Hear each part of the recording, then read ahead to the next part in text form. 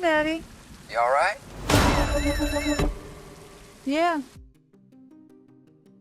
At the center of it all is Samara weaving as Caroline Daniels, a young woman trapped in a dead-end Texas town and clearly suffocating inside a life that has already started to feel too small. That setup is familiar on paper, but the trailer makes it feel alive because Caroline does not come across like someone waiting to be rescued. She feels restless, sharp, and one dangerous decision away from changing everything. That dangerous decision arrives in the form of Kyle Gallner's Oliver, a fast-talking drifter with the kind of charm that immediately feels like bad news. The trailer makes it clear why Caroline gets pulled in. He is slick, reckless, experienced, and already moving through life like every rule is optional. What begins as curiosity, he quickly turns into apprenticeship, then obsession, then something much more combustible. Before long, these two are not just flirting with trouble, they are building a relationship inside it, and that is what makes Caroline a Caroline feel so promising.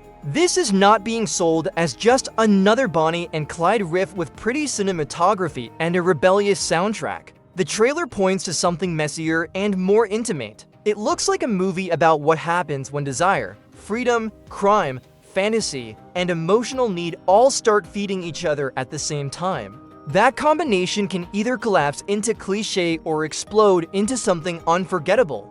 Based on this footage, I think Carter Rehmeier knows exactly how to keep it leaning toward the second option. If you have seen Dinner in America or Snack Shack, then you already know Rehmeier has a gift for taking familiar structures and giving them enough personality, edge, and emotional weirdness to make them feel fresh again. Caroline seems to continue that streak. The bones of the story are classic. Small-town dissatisfaction, a magnetic outsider, petty scams that escalate, lovers on the run.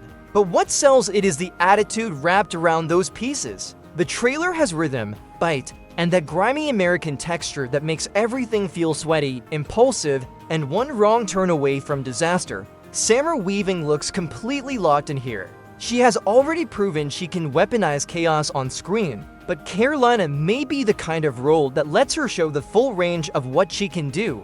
The trailer suggests Caroline is not just along for the ride.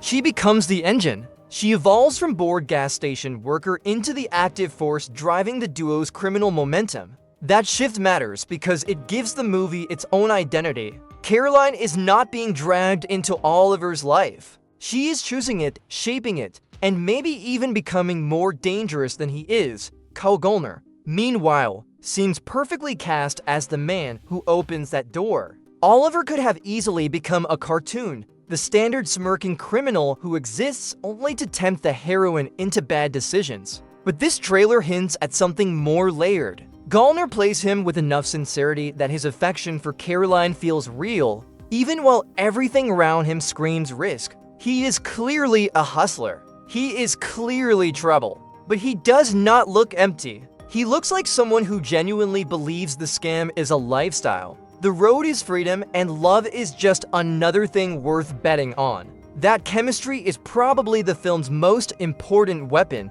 and by all signs, it is working. Every shot of Weaving and Gallner together has that dangerous magnetism a movie like this absolutely needs. If the audience does not believe these two would burn their lives down for each other, the whole thing falls apart. But the trailer sells the connection instantly. They look like two people pulled together by hunger, boredom, adrenaline, attraction, and the fantasy that maybe the next highway exit will finally lead somewhere better. The supporting cast only adds more weight. John Grice plays Caroline's single father, and even in brief glimpses, that relationship seems like it will carry emotional consequence. Caroline is not just running from boredom, she is leaving someone behind. That gives the story gravity.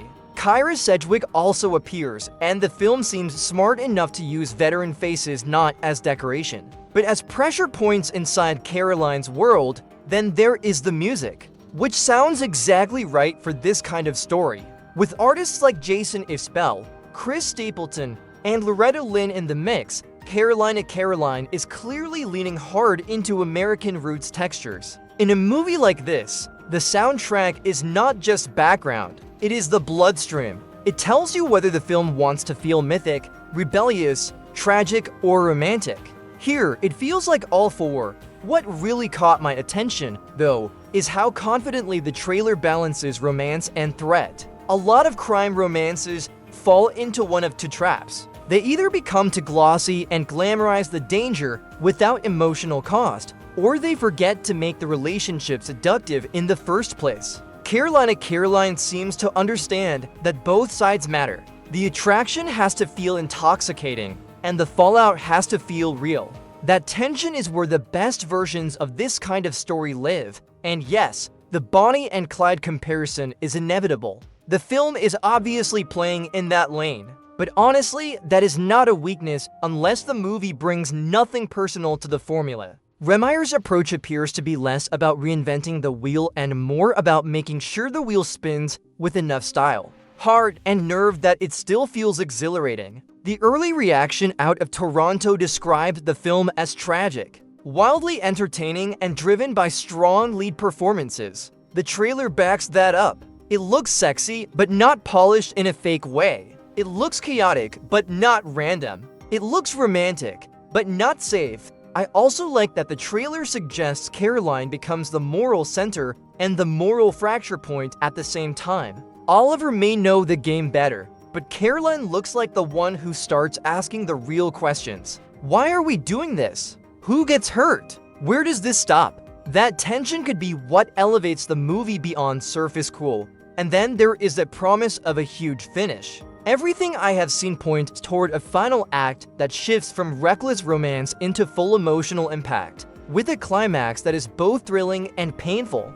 That is exactly what a movie like this needs. The best crime love stories do not end with a shrug. They end with a scar. If Caroline sticks that landing, people are going to be talking about it long after they leave the theater. Bottom line, this trailer does its job and then some. It sells Caroline as a sweaty, seductive, rough-edged American crime romance with two leads who look ready to carry the whole thing on chemistry alone. But underneath the attitude, I also see the outline of a real character story, especially for Caroline. And that is why I am in. Caroline opens in select theaters on June 5th, 2026. And if this trailer is telling the truth, this is not just another Lovers on the Run movie.